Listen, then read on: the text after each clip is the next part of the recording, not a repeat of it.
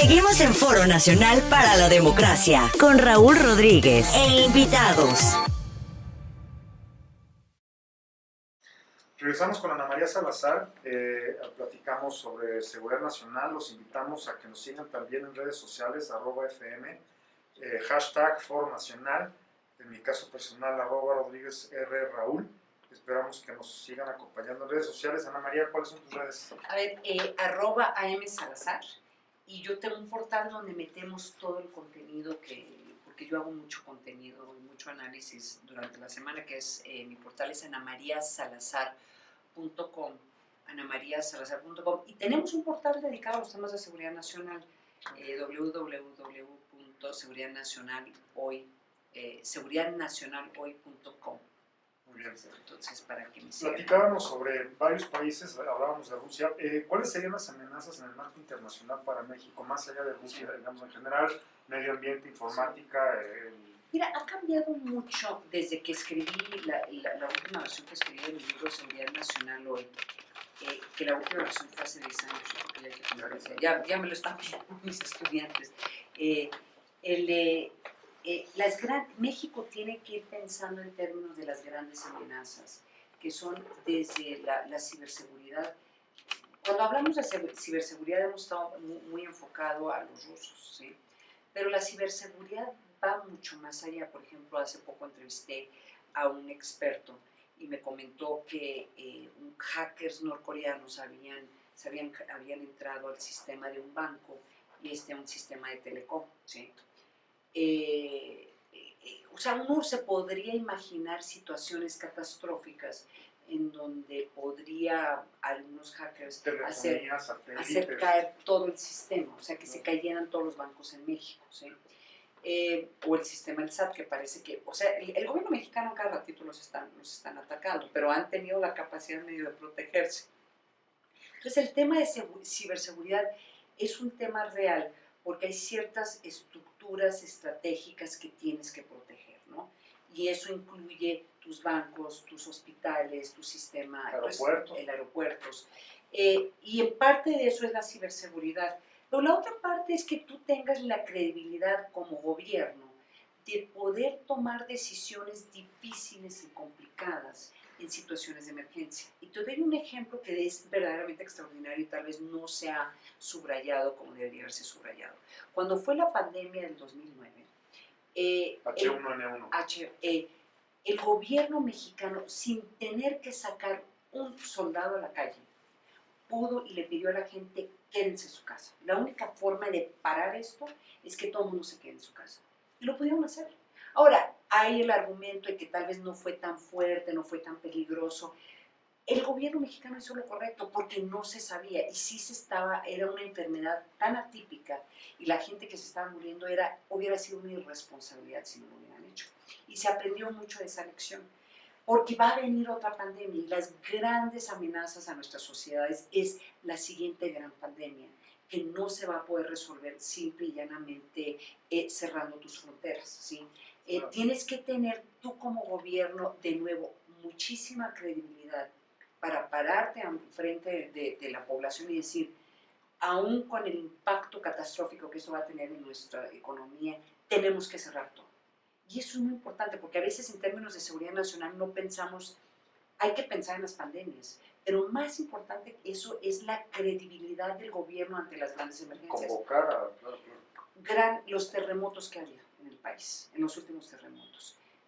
El impacto que fue bastante, hay que decirlo, o sea, no estoy tratando de minimizar el impacto que tuvo particularmente en el sur del país, pero el gobierno tuvo la suficiente credibilidad, y los gobiernos locales, de poder reaccionar, y la población, como quiera que sea, reaccionó, pudieron encauzar la movilización, y luego se volvió una movilización social extraordinaria.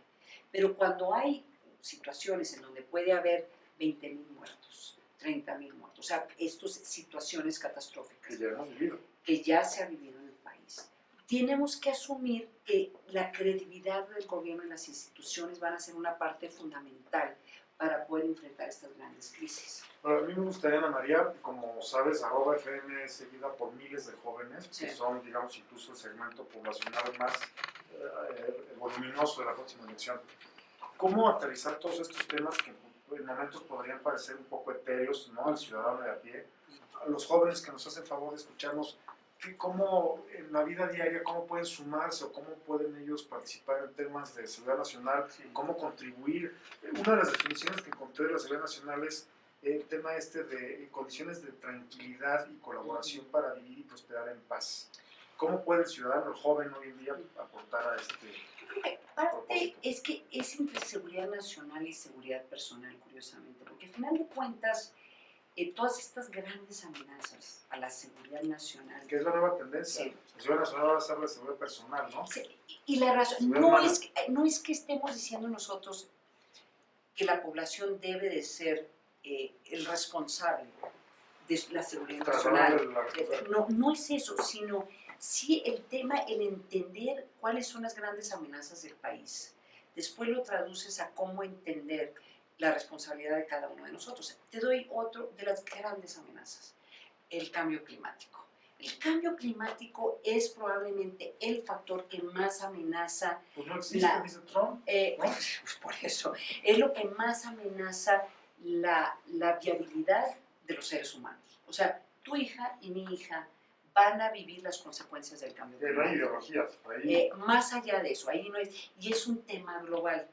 Y lo que se está haciendo en este momento, en donde las escuelas se están educando para que nuestros hijos sean niños verdes, que entiendan que el hecho de que tú no tiras la basura en su lugar y no se recicla, podría impactar el polo norte y que se mueran los osos polares, que es como se los están describiendo.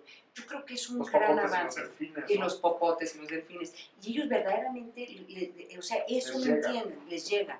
Entonces tenemos que traducir toda la forma en que hablamos sobre los temas de seguridad para los muchachos. Entonces, si tú vas y compras drogas en la UNAM, estás comprando cualquier... Entonces, tú estás apoyando a estos grupos que son altamente violentos y crean mucha inseguridad. Si estás consumiendo drogas y de una forma u otra participas hasta que se legalicen todas las drogas, pero de una forma fortaleces estos grupos de crimen organizado, pues, si tú estás participando en la corrupción o sabes de que tus parientes o tus padres, entonces, ellos están, cuando tienes un gobierno corrupto, ¿sí?, te vuelves mucho más endeble como país, ¿sí?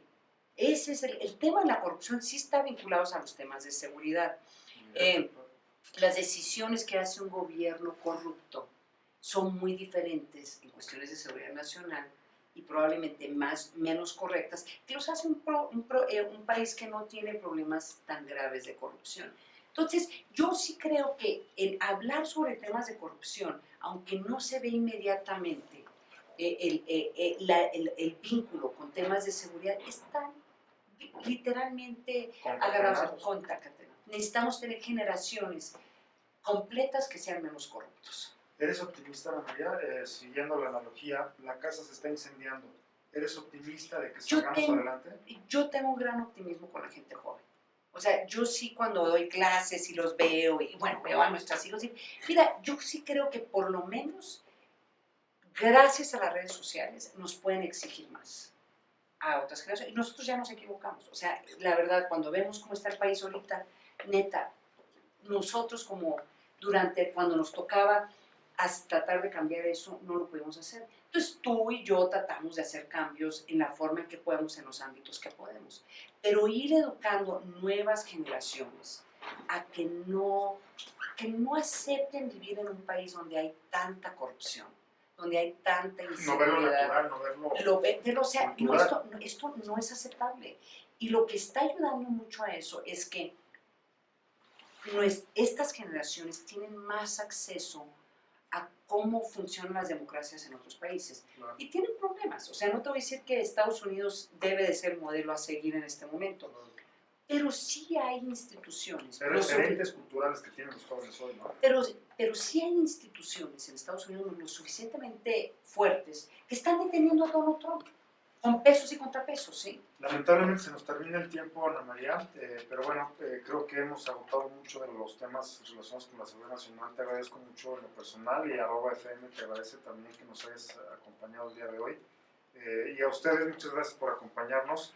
es @FM Foro Nacional para la Democracia. Nos vemos la próxima. @FM presentó Foro Nacional para la Democracia, mesa de análisis con Raúl Rodríguez e invitados con la Constitución en la mano.